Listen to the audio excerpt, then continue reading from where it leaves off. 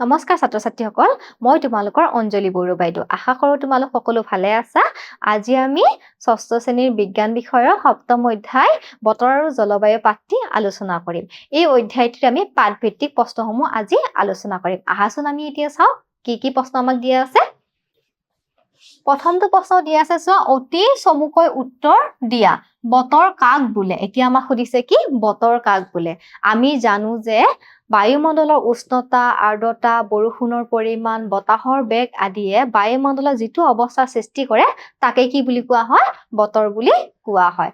এতিয়া চোৱা, আমাক কৈছে চোৱা বায়ুমণ্ডলৰ উষ্ণতা, আৰ্দ্ৰতা, বৰষুণৰ পৰিমাণ, বতাহৰ গতি আদিয়ে কোনো এখন ঠাইৰ বায়ুমণ্ডলত দৈনন্দিন যি অৱস্থাৰ সৃষ্টি কৰে তাকে কি বুলি কোৱা হয়? বতৰ বুলি কোৱা হয়। এইবিলাক ইম্পৰ্টেন্ট হয়, তোমালোকে চাই ল'বা। নেক্সট প্ৰশ্নলৈকে আহা, জলবায়ু কাক বোলে? এতিয়া আমাক কি কৈছে? জলবায়ু কি বুলি কৈছে? জলবায়ু কি চোৱা, কোনো এখন ঠাইৰ 25-30 বছৰ বা তাতোধিক কালৰ বতৰৰ গড় মানেই হৈছে সেই ঠাইখনৰ কি জলবায়ু। এইটোও ইম্পৰ্টেন্ট হয়, তোমালোকে এইবিলাক ভালদৰে চাবা। বতৰৰ তিনিটা কাৰকৰ নাম লিখা। এতিয়া বতৰৰ তিনিটা কাৰকৰ নাম আমাক ইয়াতে সুধিছে। এতিয়া আমি জানো যে বতৰৰ কেইটা কাৰক আছিলে? 4টা কাৰক আমাৰ কিতাপত দিয়া আছিলে।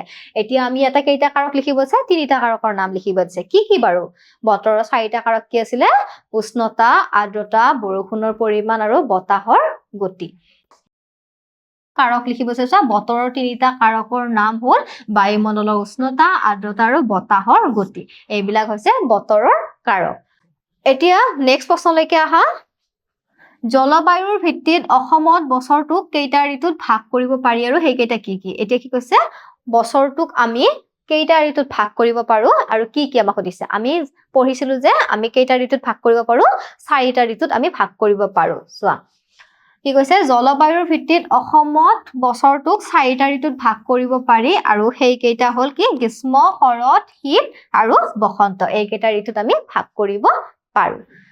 নেক্সট চোৱা, বতৰ আৰু জলবায়ুৰ পাৰ্থক্য আমাক লিখিব দিছে।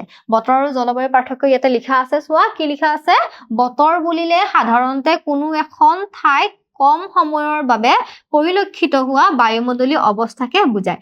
বতৰ মানে কি? কোনো এখন ঠাইত কম সময়ৰ বাবে পৰিলক্ষিত হোৱা যিটো বায়ুমণ্ডলৰ যিবিলাক অৱস্থা, সেই অৱস্থাকে কি বুলি কোৱা হয়? বতৰ বুলি কোৱা হয়।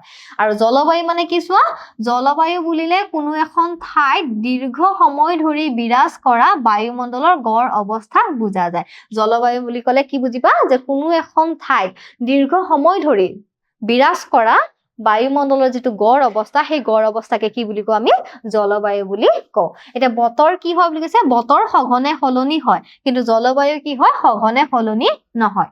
এনেকে তোমালোকে পাৰ্থক্য লিখি ল'বা। এইটো ইম্পৰ্টেন্ট হয়, তোমালোকে চাবা ভালদৰে। নেক্সট চোৱা, শুদ্ধ উত্তৰৰ গোলটো সম্পূৰ্ণকৈ পূৰ কৰা। এতিয়া আমাক কি কৰিব দিছে? শুদ্ধ উত্তৰত কি কৰিব দিছে? গোল কৰিব দিছে। চোৱা, পৃথিৱীৰ নাতিশীতোষ্ণ অঞ্চল ক'ত অৱস্থিত? উত্তৰ মেৰু, দক্ষিণ মেৰু, বিষুৱীয় অঞ্চলৰ ক্ৰমে উত্তৰ আৰু দক্ষিণে। এতিয়া নাতিশীতোষ্ণ অঞ্চলবিলাক ক'ত আছিল বাৰু? ক'ত আছিলে? কোনটো অপচন শুদ্ধ হ'ব? ডি নম্বৰ অপচনটো শুদ্ধ হ'ব। আমি ডি নম্বৰ অপচনত কি কৰি দিব লাগিব? গোল কৰি দিব লাগিব।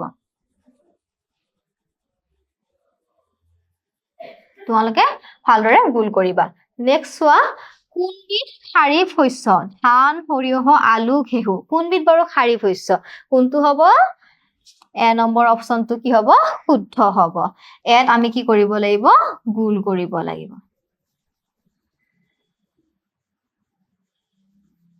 নেক্সট প্ৰশ্নলৈকে আহা, খালী ঠাই পূৰ কৰিব দিছে এতিয়া আমাক। কোনো এটা অঞ্চলৰ দীৰ্ঘ সময়ৰ বতৰৰ গড় অৱস্থাক সেই অঞ্চলৰ ডেছ বোলে। কি বোলে বাৰু? কি হ'ব? জলবায়ু বোলে। 2 নম্বৰটো কৈছে চোৱা, ডেছ মৌচুমী বতাহৰ বাবে বৰ্ষা কালত অসমত প্ৰচুৰ পৰিমাণে বৰষুণ হয়। কি হ'ব?